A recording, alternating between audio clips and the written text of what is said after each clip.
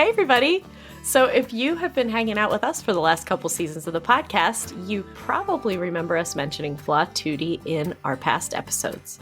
Our friend Molly Sharp, who incidentally was also a guest in season 1, started Flatootie to share her awesome duet arrangements of standard viola rep, which are great for teaching, and it has now grown into a wide-ranging catalog of one-of-a-kind resources for violists and beyond. Steph, do you remember when we played one of the duets from a holiday bundle together? Yes, it's one of my most cherished holiday memories. Aww. But actually, one of my favorites is something that all string instrumentalists would love. It's called Making Double Stops Ring, a guided exploration of just intonation. And Molly actually shared the viola version with us last year, and I am not exaggerating when I say that it completely changed the way I think about intonation. No one has ever explained it to me like this before. I think that we all realize on some level that a B in all situations is not the same, but why? Yeah. Have you ever had that classic argument in a string quartet setting when you're trying to tune a chord and maybe we're playing that B and we're being told, no, it needs to go lower. No, it needs to go higher. It needs to go here. Wouldn't it be amazing to save all those hours for our string quartet students with no debate? We just know where it's supposed to go. Everyone agrees because there's only one way. Right. You can just gift them copies of this book. Yeah, exactly. Nothing personal. Just here's a book about intonation. Well, Molly has made it easy for all of us to play in tune. So whether you play viola, violin, cello, or bass, there's a version for you. You can find this pragmatic book, viola duet arrangements of classic viola repertoire, and so much more at VLATUTTI.com under Marketplace, or look in this episode's show notes.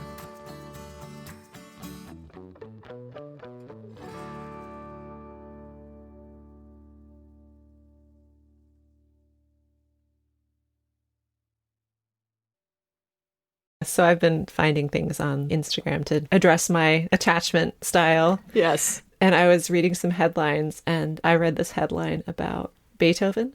Did you know that there's been new scientific analysis of his hair?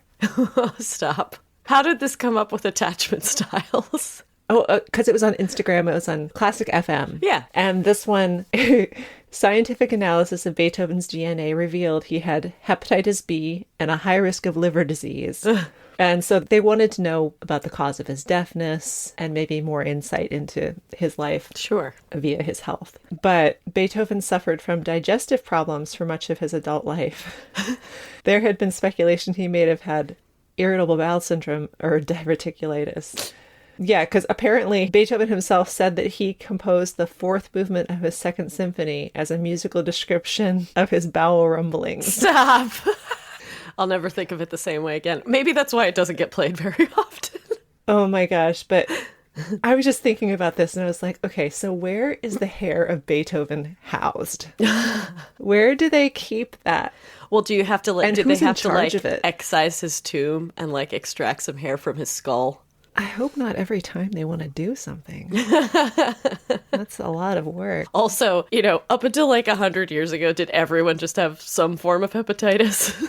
Probably. Also, the IBS makes a lot of sense. He was very cantankerous. I mean, I would be too if my stomach was always upset. Yeah, and I was going deaf. And I was going deaf at the same time. I'd have a lot of feelings. Maybe that's why his music was so good, because he was so tortured. Well, yeah, that's an easy gateway to great art, isn't it? Yes. The more misery we feel, the easier it is. Well, or great joy, great emotion. Yeah. Welcome to the Viola-Centric Podcast. We are two curious violists finding inspiration through authentic and challenging conversations in the professional music world. I'm Liz. And I'm Steph. Let's jump in the deep end.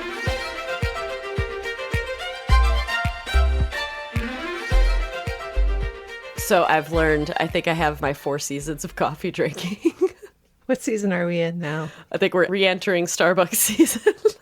Starbucks season. So there's my winter season is make French press routine coffee at home. I do really well with that in the wintertime. And in the summertime, I'm a big fan of the cold brew. And I'll pretty much always have a pitcher of cold brew. But then there's fall and spring where it's too crazy busy to do anything for myself, and I end up picking up a lot of Starbucks. I'm going to try not to get into my Starbucks habit again, though. This was an exception because I had put away all of my coffee stuff to get ready to go out of town, and I didn't want to have to dirty it all up again today. I can understand that. But I also realized very much that I actually like the way I make coffee better than what I get at Starbucks. Oh, yeah. I definitely prefer the coffee that I make at home. Yeah. I like almond milk and I like coconut milk, but I like my almond milk and my coconut milk. And whatever they use at Starbucks is just weird. Yeah, that's interesting. I do oat milk both places. My big thing is I feel like the coffee always tastes a little burny. It's just like not treated with love. You know what? My dad's biggest complaint about Starbucks always was that it tasted burnt. Yeah. Always. Yep. And he always preferred 7-Eleven coffee or wherever you get it from, Sheets. But whenever he had Starbucks, he's like, this coffee tastes burnt. And he was not wrong. No, it's burny. It's burny. It's literally a convenience. That's all it is. And I think there are times where it genuinely is. We've talked about this. It's like genuinely a convenience to go order it on the app and pick it up and when you're running out. But Sometimes you need to do that. yeah. Mm-hmm. But I think my days Slippery slope. My days of daily addiction are probably over. I think I'm over it. I love that for you. But it's spring. It's spring. Yes. I'm feeling it. It is nice. The flowers are coming out. The pollen is getting intense. Oh my God. Did I tell you about my allergy issue this week? I woke up on Sunday. Well, I was kind of feeling it on Saturday night, but I woke up on Sunday morning and I was like super congested and I thought I was sick. And I was like, oh no, this isn't going to be good.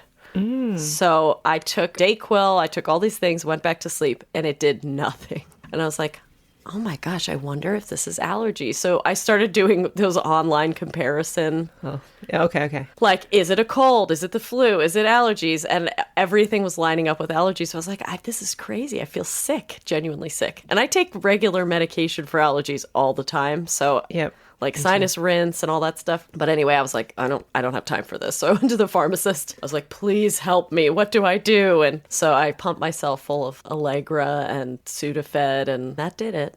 Oh, good. It's weird how it mimics feeling like you have a cold, though. It's crazy. Mm-hmm. What is happening? And I just read something that it's like statistically allergies are getting worse. Oh. I don't know what that is. I don't know if it's just like, is it a more aggressive pollen? Like the planet is under attack. So We've angered the bees. it's like that movie. It's like that movie, The Happening. Oh, I wouldn't know. It's an M. Those kind of movies. M. Night Shyamalan movie. And the concept is there's this mysterious, like at the very beginning of the movie, they show this like scene of people just walking along in a park and there's like trees like blowing in the breeze. And all of a sudden everybody freezes. Like everybody just stops what they're doing. They just stand totally still. And all of a sudden they start just like slowly repeating the last thing they said. And then they find a way to like off themselves. So like they'll impale themselves on something or like walk off a bridge. And it starts happening in like all these different cities. And Mark Wahlberg is the star. And by the way, this was not reviewed very well. This is not one of M. Night Shyamalan's greater films. I'm shocked. But I'm a big fan, so I don't know how many times I've watched it. It's a little embarrassing. But anyway, so they have this theory. They're like, we got to get out of the cities because it's happening in cities, so we'll leave. And then, sure enough, they're like in the suburbs of Philadelphia, of course, because that's where everything takes place in M. Night Shyamalan movies. And they're running through this field, and there's all these trees, and they're blowing. And then Mark Wahlberg, who's a scientist, is like, oh my God, it's in the plants, it's in the tree, it's being spread through the leaves of the trees and stuff.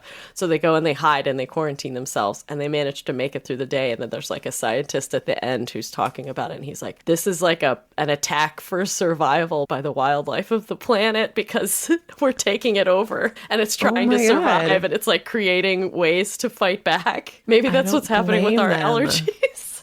This is the beginning stages of the plant apocalypse. It's the plant apocalypse. Plantageddon. Yes. They're like, stop, Hopefully the beautiful blossoms will go away soon and our allergies will die down. And yes, and it'll be swampy. And it'll just be swampy for the next 6 months. It's our lot in life as DCers. I know.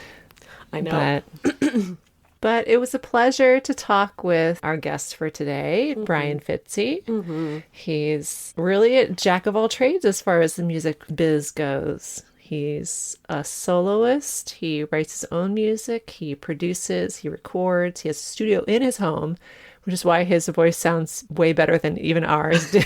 in the recording. It's pretty special. He's such a pro. Yes. Yeah, he like really set himself up, which is not a surprise because as we talk about in the episode, I've known Brian since we were in high school, and he was always like this. Like he just was the guy who had the basement full of equipment and always had something new to play with and knew everything about computers. And it's a story of somebody wildly creative who has chosen to live a path that follows that innate creativity within him. Like he's just 100% authentic, and it's inspiring in that way, right? Because it tells us all that like if you follow the way you want your career to go and you follow those dreams, you can figure things out and you can make things happen. Right. You don't have to fit in some kind of box that even when you're in school, you kind of get put into. And he talks a little bit about that. And the experience of being in a violin studio, which was very traditional and sort of made him feel a little like he was on the outside of, and just trying to navigate that and finding his own way. And I'm sure a lot of people feel like that.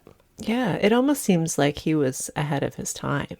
Now it's, of course, you would have all these different avenues to get yourself out there. But when we were growing up, he was an outlier, right? That style was definitely an outlier. That's so true. If you even just think about, we've talked about this a lot, there wasn't social media. There was no social media for years when he was starting to build his career. So to be the one person to say, I'm just going to do this way instead of this way, it is a big deal, especially maybe a younger generation might take for granted all of the authenticity they see online these days, because we didn't have that kind of encouragement 20 years ago. And thank goodness we do now, because there's just so much out there. There's so much influence and so many cool directions you can take. And there always were. It's just might have taken a little more effort. A lot more effort. A lot of tenacity. Just getting yourself out there and making people listen to you. Yeah. Yeah. It's really wild, but he's clearly followed his passion and it's led to work. And thought a lot about this whole concept of just the idea of authenticity and relationship building. We talk a little bit about that, and I love that piece of it. This idea that you just never know, like who you meet when you're out there in the world and where they might resurface in your life and what meaning that will have. And yeah, it was just a really great conversation. Just got the wheels turning. Made you feel all lit up. Yeah, it was really great. And just being open and not excluding yourself from ideas just because they aren't fully formed yet, which is something that we are talking about in our Artist's Way group, our Joy Loves Company group, is that not all babies are beautiful. Yeah. That's something that Julia says. Not all babies are beautiful when they're born. Yeah. Not all ideas that come to you are fully formed when they come to you. They need to evolve. They need to grow. They need to develop.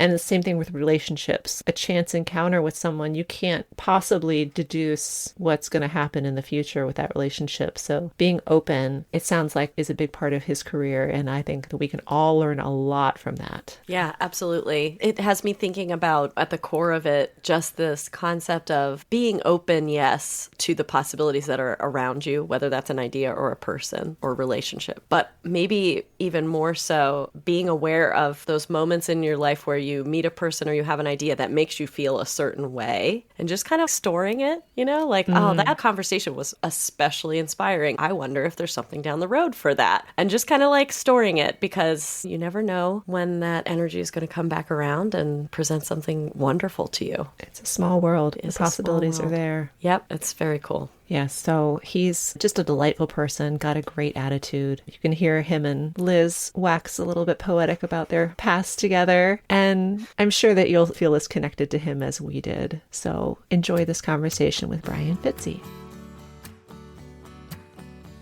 Located in a historic mansion in Tacoma Park, Maryland, you might get the impression that the team at Potter Violins are as formal as the breathtaking building that they work in. But when you go inside, instead you'll find the most relatable, skilled, and friendly staff. Yes, the people at Potter's are what really make it a special place. I love visiting because I know that whoever I work with is not going to make me feel like I'm crazy or just being picky. They're kind of like your favorite bartender. They're great listeners who give you what you need without judgment.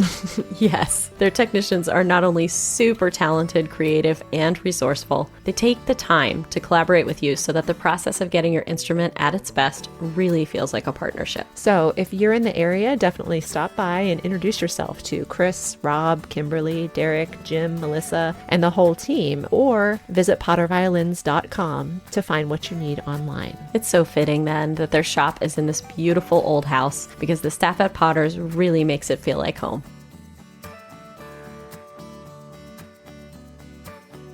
Season 3 is sponsored by the Arc Rest. Liz and I are always being asked about our Arc Rests, and we're happy to share how much we love them. The freedom of movement has been life-changing for me. Me too. And I love how using the Arc Rest allows my instrument to vibrate fully. And depending on how my body's feeling, I can also change the placement of the bass. Although Aaron and Tigran started the company in their home workshop, they've come a long way, continuing to innovate by experimenting with harder and softer woods, and even new materials like fiberglass. There are bases for violin, viola, and even for small fractional instruments. And there are foam pads of different thicknesses, so you can find one that fits your body or instrument perfectly. And the guys over at ArcRest are sharing a special discount code for our listeners. Use the code ViolaCentric for 10% off anything on their site. Yes, check out their offerings at thearcrest.com. That's TheArcrest.com. And don't forget to use the code ViolaCentric. Being freelance musicians means gigging in lots of different places with very unpredictable lighting situations. Oh my gosh, yes. How many times have you shown up to a church gig and wondered if you'll actually be able to see the music by showtime? Many times. Or it's a cocktail hour in a restaurant with ambient mood lighting at best. We've all been there and have used those alien-looking bendy lights that only light up the top of the page, so that by the bottom of the music, you're sometimes just guessing, or maybe we'll call it being creative. We didn't know it at the time, but the Aria lights could have saved us lots of eye strain and unplanned improvisation. Yes, and with a rechargeable battery that lasts 8 hours, you'll never have to carry backup AA's in your case. You'll just charge it up at home and take the Aria light to your gig. The battery will even hold a charge for years between uses, not that you would go that long. Thank you so much to Aria Lights for their support this season. Please check them out at arialights.com.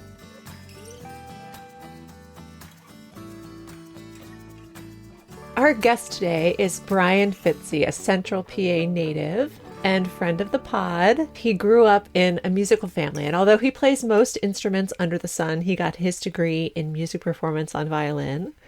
His post-college career was launched with a performance on the Grammys, as we do, with the Foo Fighters, and since has been very varied. He does solo shows, records and produces his own albums, and he collaborates with other artists as well. He is the ultimate freelance musician. Mm-hmm. So welcome to the ViolaCentric podcast, Brian. Thank you. Thanks for having me this morning. We are absolutely thrilled. And I'm excited because I don't know you, but my co-host, Liz, and you go way back. Yeah. So how do you two know each other? I want to hear your side of the story first. I want to say 3 years. Is it that far? I mean, I feel like I was like a young teenager. I think we met the summer after I graduated high school, so that would be, I'm dating myself, literally 22 years ago. Yeah, all right. So my math is right. That was very good, Brian. Yeah. Yeah. That's a long time. It is a long time. Yeah, I had been doing in the summers different music camps and various other things where you'd go to universities and you'd get a week or two of collegiate level instruction, right? Yeah. And I grew up in southern Chester County, Pennsylvania, which is What's the name of your town? What's the name of Coatesville. your hometown? I feel like you constantly mess that up. I have a memory. I don't remember what you called it, but I do remember you. I can't remember what you called it. I called it Chucksville. That's what Chucksville. Oh man. Yeah. Arguably better. It's pretty impressive that you remember that.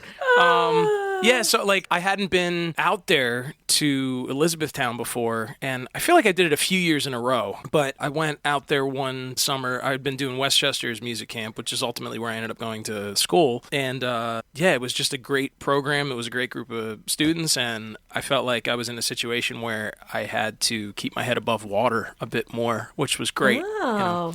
And then we crossed paths. Yeah. Yes. Okay, so here's my memory of this is that this was my last year as a camper, but I had been going to this very camp since I was in 5th grade, actually. And Whoa. yeah, it started out as like a day camp, and then they had the overnight one. And it was actually really amazing to grow up like that, because I had this one friend who I was always roommates with until she stopped going. And then my roommate for those last few years, who you remember, Brian, was Chi. And she ended up being my roommate a little bit in college. Like it was all very kind of close-knit family type feel. And so here I am. I've graduated high school. I am very much in the mode of like, I don't care about anything. I'm just like coasting. I'm going to go to college. I'm super excited. And I was just having a blast. And Brian, it must have been the first year you did it, because we hadn't met before that. Yeah, I guess so. Or maybe we just didn't cross paths before. But here's this guy at music camp for violin, but he brought all of his guitars and an amp, and like he's just like, we're not just in orchestra rehearsal. He's like, when we're not in rehearsal, he's jamming, he's just like rocking out, playing these rock concerts in the dorm common area, rapping for all of us. I'm like, who is this guy? And so we became friends pretty quickly, and we had this tight-knit group of friends that year, and we had a great summer. I was telling Stephanie, we spent a fair amount of time traversing all around, because from where I lived outside of Hershey to where you lived, it was like an hour, like a good hour away at least, probably. Yeah. But we did some meeting in the middle, like in Lancaster, and hanging out. And it's funny because it kind of leads into just talking about how you got started, because I feel like you've just always been this person, and to see your career now, it just feels like it's a completely authentic fit. I remember one time, I think, visiting you like at home, and your basement was just full of every instrument, every technological thing you could find, and you were always very computer savvy, and I was envious in a positive way. It wasn't like I was mad. I was just like, I don't know how to do any of this. I literally know how to sit and play the music in front of me on my viola and try not to make mistakes. That's like We all have a little improvisation envy. Totally. In the classical world, for sure. And like, you did it so naturally, even at an early age. And so to see you kind of lead into that, and you've even talked about before how looping and this kind of technology gave you the opportunity to do the things you wanted to do, but in a way that you didn't have to break the bank as a young musician. So what's your experience, or how do you feel about the trajectory of your life from a young age, and how you got started with all that stuff? Going right into the softballs this morning. One of the things that I talk about a lot when I do workshops for especially younger musicians, like I'm doing one next week for a STEM school that does an arts day. And one of the things that's like a pillar is that everything that you learn, everything that you experience throughout your life can peripherally seem inconsequential and not connected, but everything feeds everything else. So there's a lot of like interdisciplinary stuff that has somehow come back in one form or another to be really helpful for my career. Things that I've dabbled in that may not have seemed relevant have been extra relevant. And I never know when it's going to rear its head. So I feel like from a really early age until where I'm at now, it's been having my eyes on things that I'm interested in and not really knowing how I'm going to get there or continue doing it. And it's just, everything's been very organic for me. I've wanted to like mold the world that I want for myself. And that's such an egotistical thing to think that you have the ability to do that with reality. I've been kind of along for the ride. Is that a fair answer? I love it. Definitely. I think it speaks to what we talk a lot about on this podcast, actually, is finding your passion and doing things that are in line with that passion, and just trusting that the opportunities will present themselves, you know. Yes. And if you're on that path and you're invested and you're doing what you love, then yeah, it's like trusting the universe to bring those things to life for you. I think there's a lot of weight to that, too, of putting things into the universe. The number of times where I'll think about somebody that I haven't worked with in a long time, and then the phone rings like 5 seconds later. Oh my It's gosh. just like, it's a lot. Manifesting. Or emails come in, and I'm just like, it'd be really cool. Like, we had a really good, energy in the studio the last time I saw them a decade ago, and then it's just like, ding, email. Oh, okay. There's usually, this time of year, I usually look at my schedule, and it's busy for the year out or 2 years out, but it's not anywhere near as busy as I want to be. And my wife always just says to me, Brian, how many years are we going to go through you being like, She's like, it'll just fill in. It always fills in. This week was pretty light, and the number of sessions I've worked on this week is just like stupid already. So you never know. You just got to be open to the stuff. Yeah. I think it takes a long time, though. And I really feel, Stephanie and I have talked about this very recently. I had an experience this fall where it was sort of the opposite situation. And I think this is true for all freelancers. I think we all have that feeling of looking at a somewhat empty calendar and being like, oh God, what's going to happen to my schedule? Like, I gotta work, I have stuff, I need to pay bills. Yeah. You have a child to feed, right? Like, I mean, there's things. But I had the opposite experience where I was pushing something. I saw a parenthetical in my calendar for a job that I usually play, that I know pays well, that I like to get called for. And I pushed it because I had that empty week unspoken for. Kind of reached out and made it happen rather than it coming to me at the time it was supposed to. Great. Except then come a couple weeks later, I get an offer for a job I would have rather done. So I didn't trust in that moment. And instead, I limited the availability for an opportunity to enter my way that would have been more suited for me as a person. And so I am actively practicing letting go of that. And I'm not saying don't pursue opportunities you really want. I mean, if it's like you're looking at something that you've kind of putting yourself out there for, and that's the best thing about it, though, is there's no safety net, and that's like so awesome. You do have a hand in your destiny a little bit more, but you're trading that for security, for sure. Yes. Yeah. So you consider yourself to be a one-man band, right? Quite often. Yeah. Quite often. So that's like gold in the studio, right? Yeah. Yeah. So tell us about how that affords you all kinds of flexibility in recording life. It's a great question. I can be competitive with other offers that I would be getting, internally competitive, so not feel like I'm saying yes to one thing and then being like, I should have said yes to the other thing. And I can still be cheaper than hiring lots of musicians. Mm-hmm. So I worked on a bunch of tracks for a hip-hop artist on Monday. I did guitars on a number of tunes, did keys on a number of tunes, and I did strings on a handful. And it was just like, here's stems for the whole record, and here's notes from the producer. We are looking for this, and this, and I just deliver that. And the fact that I can do that in the studio without having to bring anybody else in, and at this point, because of looping, I can usually get everything the first take without any punches. And I know usually at this point, a lot of the producers that are recurring work,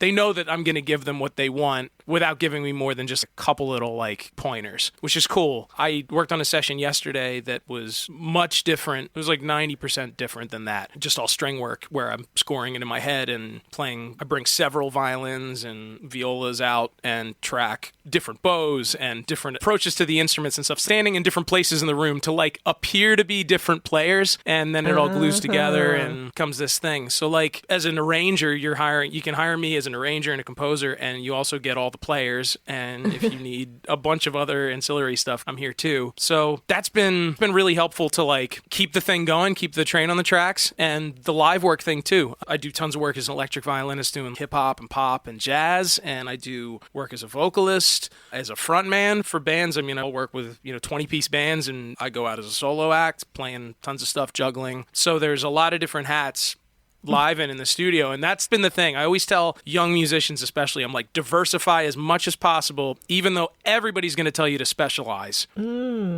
Specialize as much as you can. Don't be mediocre at a ton of things. Like, get as good as you can at several things. You're going to obviously find things that you're going to want to focus on because they called you more. Just get your hands in as many baskets, scatter the eggs out, because you never know where you're going to end up. I'm doing way different stuff than I was doing 10 years ago.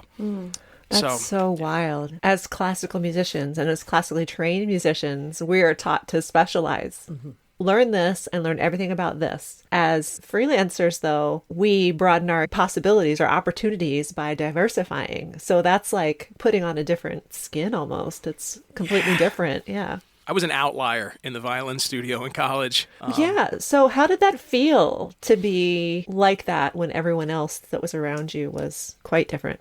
Nobody's ever asked me that. Good job, Steph. It's always a challenge for me to be really succinct because I am eternally 5 years old about every subject. We need to be succinct. It was challenging at times because I was less disciplined in some respects because my heart and my brain were being pulled in so many different directions. So it was a little bit harder for me to just be monolithic in my focus. And also my interests were way outside of what I was majoring in. For example, I'd be in an ensemble with a handful of players and we would ride to a rehearsal somewhere, or we'd have a gig somewhere in Philly or whatever, and we'd get in the car and they'd put music on and they'd be classical works. I'd be like, you listen to this in the car? Like, I'm like, how do you drive to this? Well, there were situations like that, right? That were just like, wow, I'm like the square peg here. And then I would say that the momentum kind of started to change the second half of my time in college, because there were requirements for you to do classes in improvisation, and I'd been doing that like my whole life You're like, already. watch this, suckers. Yeah. I'm like, this is what I'm doing like when I'm not on the campus. So that was freeing. And then as opportunities started to come in, it was easy for me to say yes. Nobody in college, the majority of my friends outside of music, barely even knew what I went to school for. Like, because I was around, I put in my hours, but I didn't exclusively live in a practice room. The ultimate short story of, I think, the thing that was like a big catalyst was I was at this house that I used to party at all the time. It's crazy. They took the ceiling out of the first floor so they could build a skate park on the first floor. Duh. Insane. Kegs on all over the place, and amps and a drum kit and guitars and stuff everywhere. How 90s. It's so 90s early aughts. Yeah, it's like, yeah, exactly. Like an Abercrombie and Fitch ad or something. So this place was nuts, and a lot of the Jackass guys were like regulars at that house, because this was like early in that I'm getting that the whole vibe. So I was at this house all the time, and I'd usually end up with a guitar in my hands. There was this one night that I was there, and I don't know, there were like 150 people in the house, and one of the guys that lived there was like, "Hey Brian, don't you play violin?" And I'm like, "Yeah, I play violin. It's like the reason I'm here, going to school. Yeah, I play violin." And he's like, "We got this like beat to one upstairs in the I think it was like it came with the house or something. Do you want to take a look at it? Maybe you can play it." So I got it like as stable as it could be and started jamming with everybody, and it was like all of a sudden like vinyl, like record stop. Everybody's like, "Yo, what is this?" And I realized suddenly people actually wanted to hear that. It had never totally clicked for me before that this was a thing that I could talk to people with outside of everything I'd already been using. And it was right in front of me the whole time. Oh my gosh. Yeah. You just needed the catalysts of like skateboards and lots of cheap beer and Lion's Head and like Yes. hams and stuff. yeah, some Blink 182. Yeah.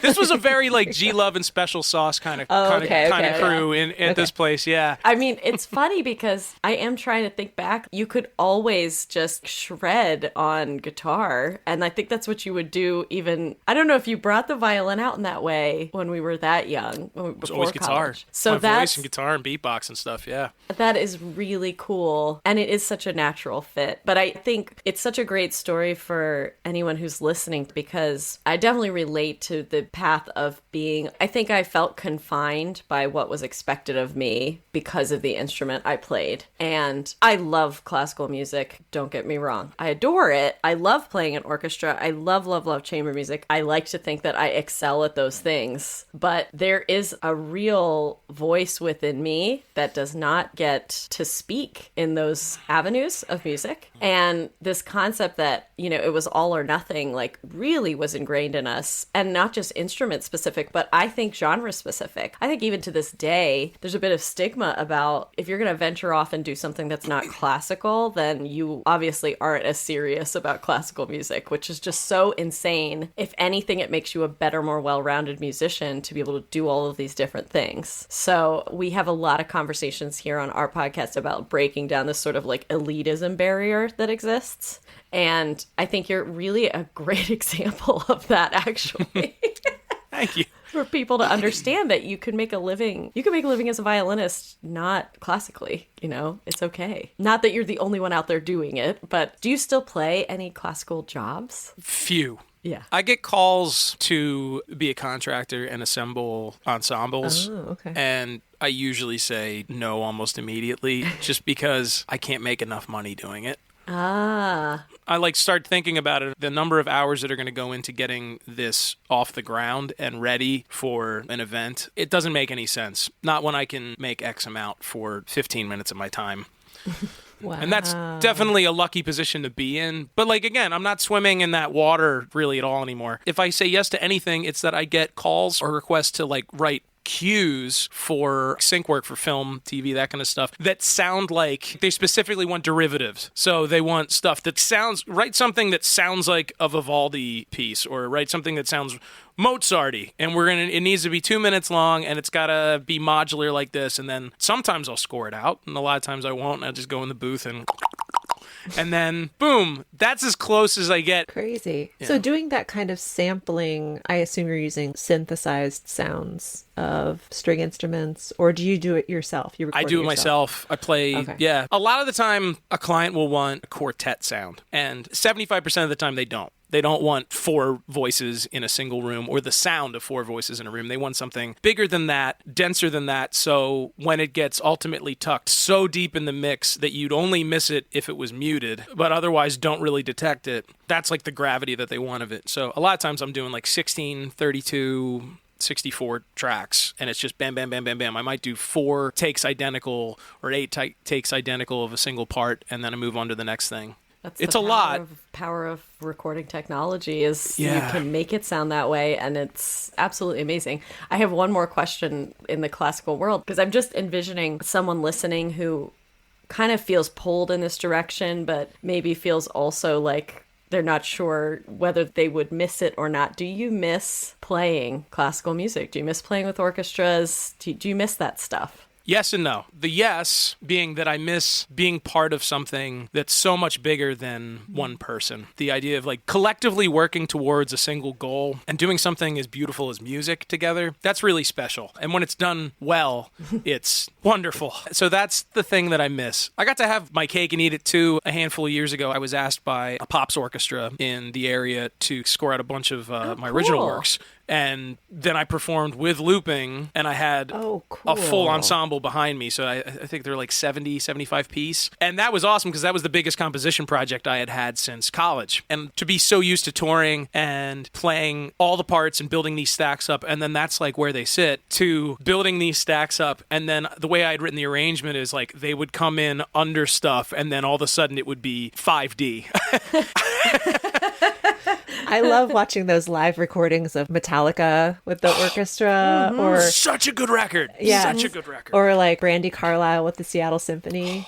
Yeah. And it's just watching them. Clearly, they're artists at the top of their game, and they have these moments all the time. But those are really special moments where they're in front of an orchestra, and you can just see them just in it. You know, they're like in the sound. You really are in it. You're like riding a wave, and you can really swim in that because it's so much vibration. There's like so much movement in the air that you can't help but The energy. ride on that. Hey, orchestra music directors, why don't we do more of that? That would be awesome. I think the exciting thing is that I am seeing that happen more with younger directors that are coming in as the soil is tilled proverbially here, or figuratively here.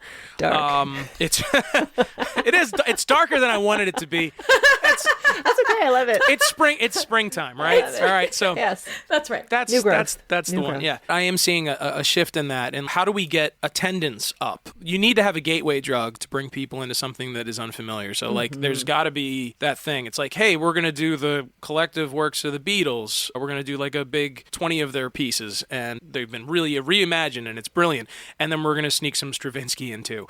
Yeah. I think Totally. that's how you fix things, and that's how you get the passion reignited. And there's that monolithic singular viewpoint that was the thing that turned me off from Yes. like early in my major. I was just like, this isn't the way I'm going to go. I'm going to grow a lot from doing this and learn a lot from doing this, but when I'm out of here, I'm probably not going to be spending too much time. We've been kind of curious as well in talking about this conversation and just kind of preparing for what we would want to know, especially if you're a listener and you want to know how on earth you get these opportunities. I mean, what does it look like to build your career out on your own, creating your own stuff? Did you have relationships early on that really helped you? Do you have a strategy for getting your work out there and getting those opportunities? How did you make it happen?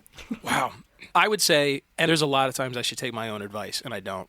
I think we're all guilty of that, though. Like, we know what we should be doing, and we only do some of it. But I try not to do anything unless I'm going to be able to do it full stop. So no half-stepping with anything. If I'm going to put my energy into something, to my detriment sometimes. I think the biggest thing, and I'll tell this to elementary school kids up to university students, be a nice person, be fun to work with, have a good energy, check an ego at the door, because there's always a bigger fish than you. There's always several bigger fish. There's an entire school of fish that could just devour you, and you need to be aware of that. And the second you lose sight of that, you stop growing too. But just like constantly just be like open to stuff. And there's people that I met a long time ago that, like I was saying early on, that you don't know who's going to pop back up. And there's also like when you're in this world and your network grows, these like Venn diagram overlapping circles start to really, really, really, really multiply. And it's to this point where like, man, like being an East Coast musician, there's way more of us. I got a lot of friends that are LA players. They get all the calls for everything. You know, you see like Adele at the observatory. Like, it's like mostly my people. You watch the Oscars and like, I recognize them from the back of their head. Or their bow hold. Yeah, like I know that. Yeah. I feel like the LA scene, I know a lot of those people, and if I don't know them personally, I know I'm only like a degree away. Whereas I'm always meeting people on the East Coast, and I know a lot of people now. But at this point, if I meet somebody new, okay. And then all of a sudden, we're like very much closer together just because we've realized how close we were the entire time. How did we not meet? Like, if we've just been like, are we charged the same way and we just keep repelling? Or so...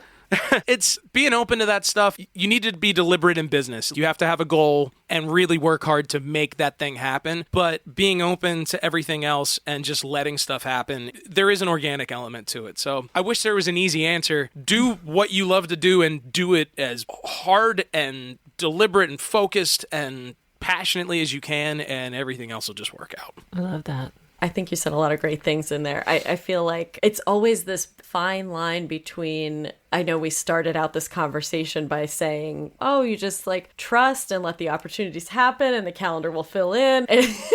But on the other side of the coin, it takes this dedication and relentless hustle to make those things happen, particularly if you want to express some sort of individual kind of voice out there in the music scene. And I really feel like in my own experience, what you said about the network, I think is so important. And it's something that's hard to see without reflection. And I've been thinking so much about being at this stage in our careers where it's safe to say we're all either middle-aged or approaching middle age.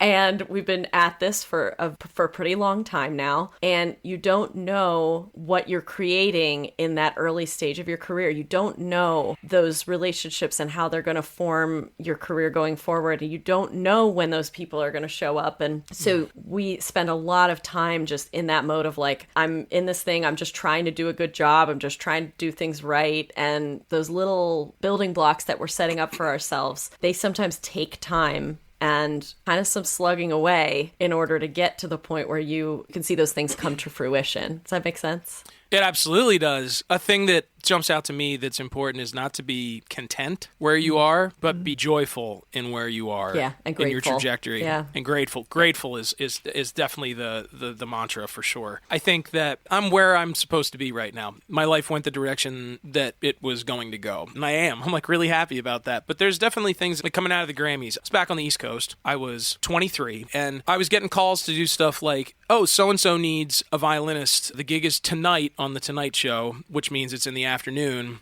Do you want to do the gig? And I'd get that message in the morning, and I'd be like, well, by the time I get out there, I'd be able to make the call time, and I'd be able to do it and everything. But gig pays this much, and by the time I fly out there, and blah, blah, blah, blah, blah, because they're not going to fly me because they're expecting, like, LA cats, right? And it was just, I was in this little pull for a little bit. And I would say, at the end of the day, I'm going to make more on Thursday night playing this bar gig than me. Stupid! Go to LA, Brian. Go to LA and do the gig and lose money and just do the what are you thinking? It's hard to know though. So hard to let that stuff go, yeah. Oh my gosh, but also in the early days of your career, exposure is worth more sometimes than money. But we don't know. We don't. But we don't know understand that. And it's hard to know. Like right now we're fighting, okay, well, exposure means nothing to me anymore. Nothing. People die of exposure. Yes. That's my favorite response to that. Totally. That's fantastic. But like when you're young in your career, you don't I think that was a really mature weighing of the opportunity versus the costs for you at such a young age. Yeah. I feel like I would have been like, yes, get me on the plane. I would have been like, I'm there. Yes, before I even thought it through. I don't think I would have. I think I would have said, oh, there's no way I can make this work and I won't be able to afford doing it. Well, yeah, I mean, that's, of course, if I couldn't afford it, then I couldn't afford it. But it leads. And yeah, at that time I couldn't. It does lead into something that I think Stephanie and I talked about early on when she was revisiting your album because she hadn't heard it before. And it's just kind of some of those themes. But I think this kind of plays into it a little bit. This idea that the pressure when we're that young is to make a living for ourselves, you know? There's that kind of cultural pressure that's like success is related to the money you're making and that's what you're worth. There's literally fear. I'm still wired to think that way. We all I have are. to actively like separate myself from that. Yes, Yeah. it's and it's fear-based, right? It's scarcity-based. It's this feeling that like we don't have enough and we have to keep trying to find more. And I think I have so many of those moments as a young person. And my advice to all of my students is always like, take the cool opportunity that's going to teach you something about life that you can take forward because you have all the time in the world. You have all the time in the world. I didn't feel that way at 23. I feel that way now. None of these kids do. It's crazy. Yeah. It's The immediacy was like, so I got to fill my schedule. I got to make this much. I got to do this. I got to tick these boxes. Everybody's got some people in their family, if they're in the arts, that's like, you know, it's Thanksgiving and they're like, so you still doing that music thing? Yes, and I'm like, yes. still doing that dying slowly in an office thing? Like, Yes. yeah, I actually did.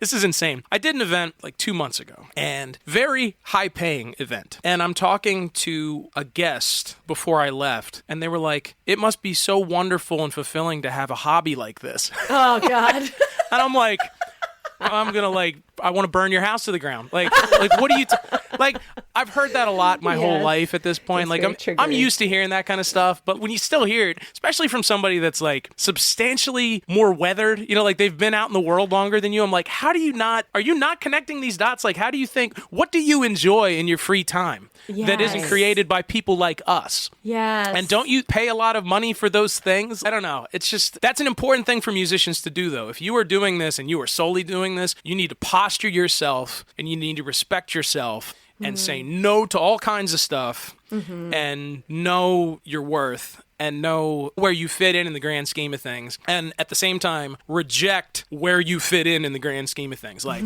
I exist, eat it. You know, like it's important. We get pushed around a lot. We can be.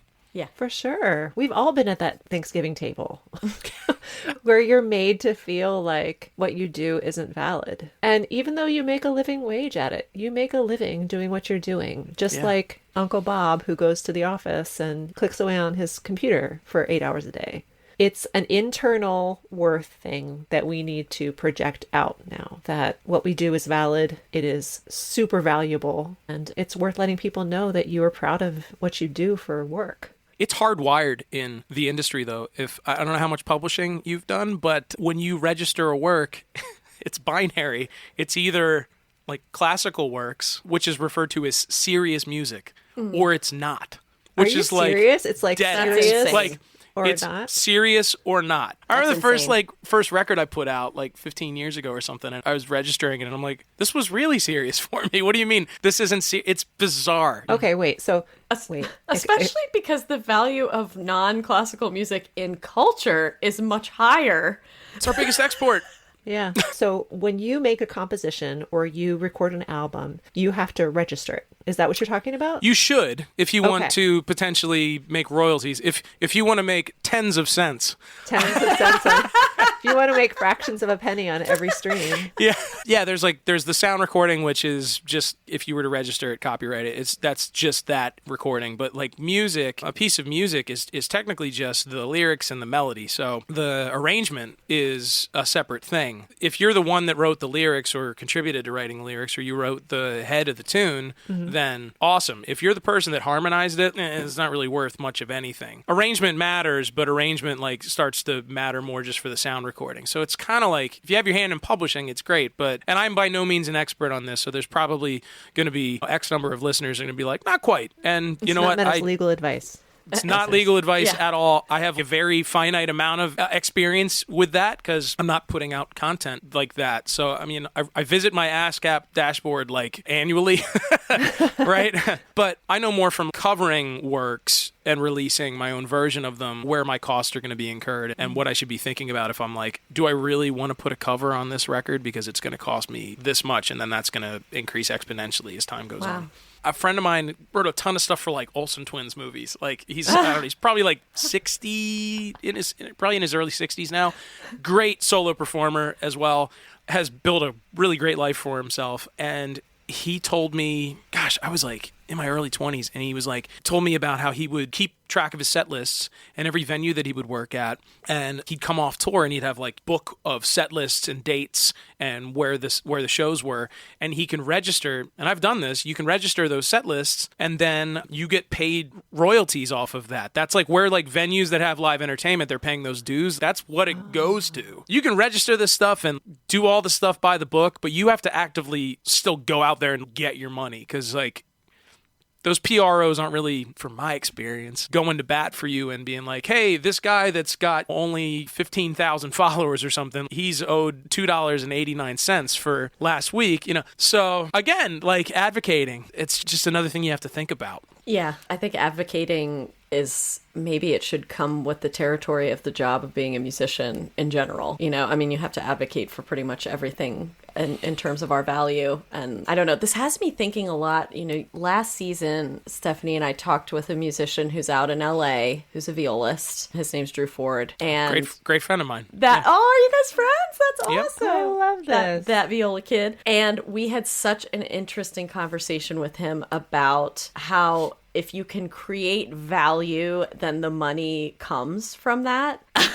oh boy, do I know a lot about that. And I have been thinking about that with this conversation, this idea that I would imagine that you do, because you essentially created this market for yourself in the area that you're in, extending past the area that you're in. And by creating that value, the money comes from it. I would imagine. This is a hard concept, I think, to internalize, but it really, to me, it makes a lot of sense. And I don't know if you have thoughts about that, that would be great. Yeah, for me, there was what everybody else was doing, and I'm like, it was off the shelf, it was stale, it wasn't me, and I wanted to do me. I wanted to sound like me. I wanted to approach things with the enthusiasm that I have for them, which is just everlasting. And I wanted to give clients something that was authentic. They're hiring me to hire me.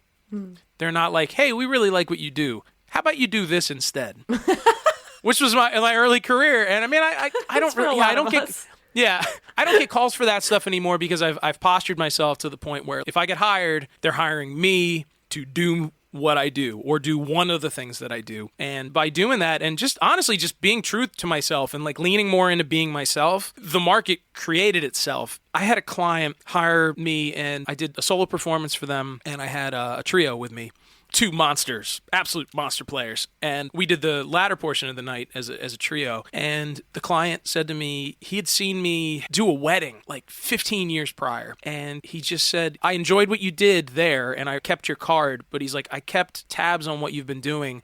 And the joy in your face has gotten so much more present as the years have gone on. And he's like, that's who I'm hiring. And I was like, man, I got that far that you noticed that trajectory, like on my face. That's how you know you're on the right track the whole time. Yeah. Yes. You gotta like, do you. Just do it. But do it because you love it. Everybody's on gigs where you're like, this is a job. But you gotta find the love in it, and hopefully by changing those little things here and there, you'll find yourself on less and less and less of those gigs that are jobs. Mm-hmm. Amen. Super inspiring. Oh, thanks. Well, this has been amazing. Oh my God. This has Thanks been so for great. I'm making so the glad time you for came us. on the podcast, Absolutely, Brian. Steph and Liz. I got to witness this reunion. Yeah. Yeah. Thank you so much, Brian. Thank you. Thank you so much for listening today, and thanks also to our season sponsors, Arkrest, Potter Violins, and Aria Lights.